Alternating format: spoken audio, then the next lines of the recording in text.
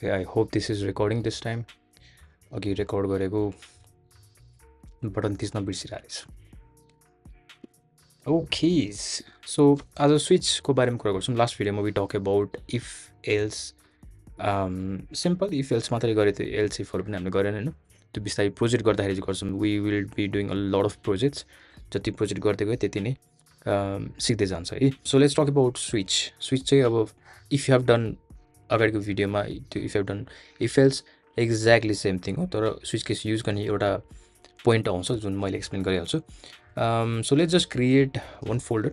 मैले स्विचेस भनेर एउटा फोल्डर क्रिएट गरिसकेँ. भेस कोडमा ओपन गरेको छु. आइम जस्ट गर्न क्रिएट न्यू गो प्रोजेक्ट. यो जुन हामीले बारम्बार रिपिट नै गरिरहेको छौँ यसमा त होइन. Zoom in a little beet.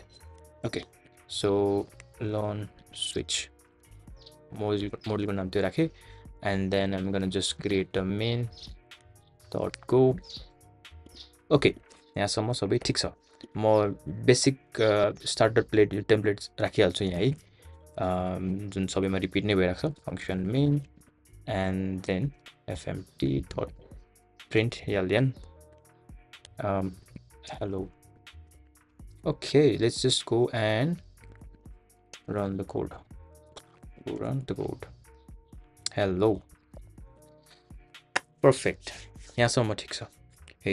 So last time हामीले भिडियोमा इफ एल्सको कुरा गऱ्यौँ. अब चाहिँ स्विचमा जान्छौँ है. स्विच र इफ एल्समा मेजर के डिफ्रेन्स छ भन्दा चाहिँ कतिजना मान्छेले चाहिँ यो फास्टर छ भनेर डिबेट गरेर आउँछ. I don't think that's they have any much of A difference. Maybe कुनै एक्सेप्सन केसमा होला. तर majority of the time switch use गर्ने भनेको फर मोर क्ल्यारिटी. लेट्स चाहिँ कुनै बेला कोडमा चाहिँ टन्नै केसेसहरू आयो अरे हो. लेट्स चाहिँ less than is 5, greater than is 5, less than is 20, greater than is 20, and then there is like 5 or 7 different केसेसहरू ह्यान्डल गर्ने. इफ एल्समा त्यो इफ एल्समा त्यो अपरेटरहरू युज गरेर चेक गर्ने. अनि एलसिफ राख्दाखेरि एकदम कोड अनरिडेबल हुन्छ है. कुन केसपछि कहाँ जान्छ, कुन केसपछि कहाँ जान्छ, अनि यहाँसम्म आउनुलाई कुन चाहिँ हुनुपर्छ भनेर त्यो थोरै कन्फ्युजन चाहिँ आउँछ. रिडेबिलिटी कम हुन्छ. स्विच केसले चाहिँ एकदम इजी बनाइदिन्छ कि. सो स्विच केसको कामै के भनेको मल्टिपल केसहरू ह्यान्डल गर्ने with more clarity, more readability. And यहाँ अहिले म भर्खर एउटा कोड गरेर देखाइहाल्छु है. सबैभन्दा आई थिङ्क कमन एक्जाम्पलै विक पेहरूको बारेमा छ. सो म त्यो एक्जाम्पल म सिकाइदिइहाल्छु.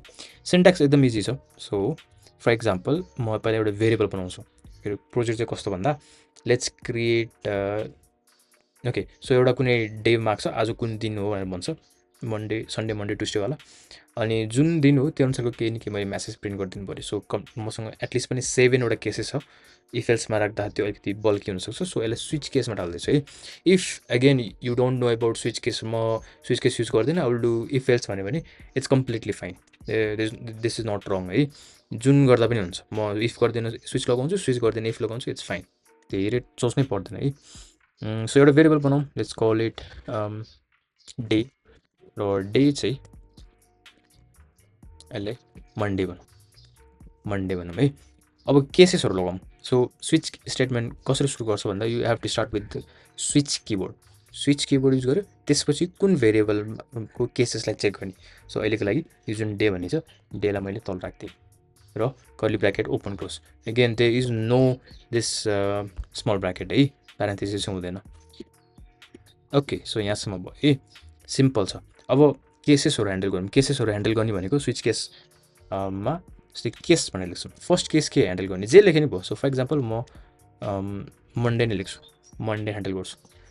केस लेख्यो. त्यसपछि एक्चुअल भ्याल्यु के चेक गर्नु खोज्यो, कुन केस आउँदा यहाँभित्र जाने भन्छ. सो यदि यो डे मन्डे भयो भने यहाँ जान्छ. ओके, एन्ड देन लास्टमा कोलन. र तलपट्टि मैले केही लेख्दै जान्छु. अब यो भित्र आएपछि के गर्ने. For example I'm just gonna go print oh आज मन्डे काम सुरु गरौँ मेबी. ओके, सो यो फर्स्ट केस ह्यान्डल गरेँ. एउटा मात्रै केस ह्यान्डल गरेँ. जसको एन्ड गर्न रन. मैले यहाँ डेको भ्यालु कति छ, मन्डे नै छ. सो सिधै यो केस ह्यान्डल गरेँ. So if I go I'm just gonna copy this one and paste Tuesday. So this आज ट्युसडे हो. अल्छी लायो. You can see this right. र यदि माथि भ्यालु मैले अब अहिले भ्यालु कुन छ, मन्डे छ. I'm just gonna go and copy just in case यदि भ्यालु ट्युसडे आयो भने के कहाँ जाने भयो त अब पहिला सुरु यहाँ आउँछ, यहाँ आएपछि कुन चाहिँ केस सेटिस्फाई गर्छ, यो हुँदैन, यो केस सेटिस्फाई गर्छ, देन यसलाई प्रिन्ट गरिदिन्छ। Okay, yeah perfect. Okay, I think you get literally यति नै हो कि you don't have to overcomplicate everything. यति नै बुझ्दा हुन्छ कि इफ एल्सको साटो मैले स्विच केस युज गरेँ भने मैले मल्टिपल केसेसमा, अब यो त एकदम सानो इक्जाम्पल भइहाल्यो यहाँ होइन, तर इफ यु वान्ट यसमा अझै कम्प्लेक्सिटी टन्नै एड गर्नु मिल्छ। र अरू ल्याङ्ग्वेज भन्दा यहाँको यो गोल्याङको स्विच केसेस मलाई एकदम मनपर्छ, किनभने म भनिदिइहाल्छु अहिले। स्टे say this क्विकली म भरिहाल्छु ल।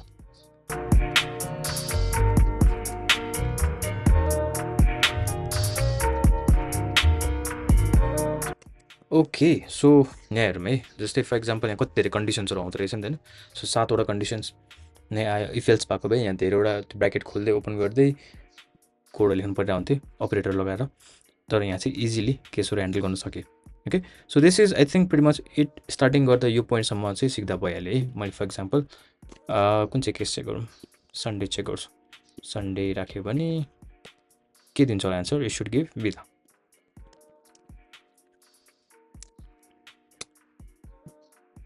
या बिदा।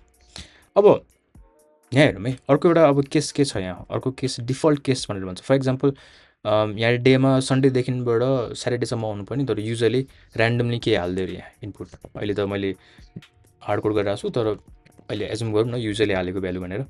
So if I go and just say केही पनि दिँदैन है। सो कुनै पनि केस ह्यान्डल गरेन, ह्यान्डल नगरेको भएर सिधै नै आउट भयो यहाँबाट। सो त्यस्तो केस पनि ह्यान्डल गर्नु छ भने you can just set default. यदि कुनै पनि माथिको कुनै पनि केस सेटिस्फाई गर्दैन भने चाहिँ डिफल्टमा यो प्रिन्ट गर। आई जस्ट से यस्तो नि हुन्छ week. Okay perfect. So if मैले ऱ्यान्डमली त्यहाँ केसभन्दा बाहिरको कुनै दियो भने चाहिँ डाइरेक्टली डिफल्टमा हुने भयो। And this is it. र if you're from any other programming language then you might have notice one thing, there is no break statement. यहाँ गोल्याङमा चाहिँ स्विचमा ब्रेक दिइराख्नु पर्दैन, अटोमेटिकली बाई डिफल्ट यहाँ ब्रेक आउँछ है। So you don't have to do that. Okay, so another thing about switch case is that you can handle multiple cases at same place. For example यहाँ मैले Saturday र Sunday हेऱ्यो भने दुइटाको value same छ हो, दुइटाले गर्ने काम पर्पज सेम छ, बिदा बिदा भनेर भनिरहेको छैन। सो मैले दुइटा केस किन लिने, एकै ठाउँबाट मैले ह्यान्डल गर्न सक्दिनँ भनेर भन्छु। You can do that. So if I copy this, so मैले के गरिदिन्छु, यो सर्लको एउटा केस हटाइदिन्छु, एउटा मात्र राख्छु हो। सो स्याटरडेको छेउमा गएर अब जस्तै सन्डे मल्टिपल केसेस ह्यान्डल गर्छ यसलाई, एकै ठाउँमा मल्टिपल केसेस ह्यान्डल गर्न सक्छु। So either Saturday or Sunday दुइटामा जुन आयो भने पनि यसमा डाइरेक्टली जाने नै भयो। So this is also another powerful behaviour of Golang. Okay, so just to prove you side by side code गर्नु है। By the way you should be coding, video हेरेर मात्रै चाहिँ हुँदैन। पर्फेक्ट। अरू के छ? ओके, यहाँ अर्को एउटा के कुरा छ भन्दा चाहिँ अगेन गोल्याङको डेन्जर फिचर छ एउटा। फर इक्जाम्पल कुनै एउटा केस यस्तो छ अरे, त्यो केस सकिसकेपछि अर्को केस पनि जानु पऱ्यो अरे। एउटा केस छ भयो, त्यसपछि ठ्याक्कै अर्को केसमा जानु पऱ्यो भने चाहिँ you can use call something call fall through भनेर भन्छ। फर इक्जाम्पल सो म वेडनेसडे जाने बित्तिकै के भन्छ भन्दा यहाँ गयो, यहाँ आयो अरे, अनि ठ्याक्कै यो सकेपछि यो केसमा नि जानु पऱ्यो अरे, यो केस पनि ह्यान्डल गर्नु पऱ्यो अरे। मानु त्यो चाहिँ के केस आयो भने चाहिँ you can use something call fall through भनेर भन्छ है। सो फल थ्रुले के गर्छ भन्दा चाहिँ यहाँ आउने बित्तिकै यो पनि प्रिन्ट गर्छ, अनि यसको ठ्याक्कै तल जुन छ त्यसलाई पनि ठ्याक्कै त्यो छानाबाट अर्को एउटा फ्लोरबाट अर्को फ्लोरमा गएको जस्तो फल भएर गएको जस्तो भयो है। यहाँबाट टक्क तल गयो, अनि त्यसपछि कति छिटो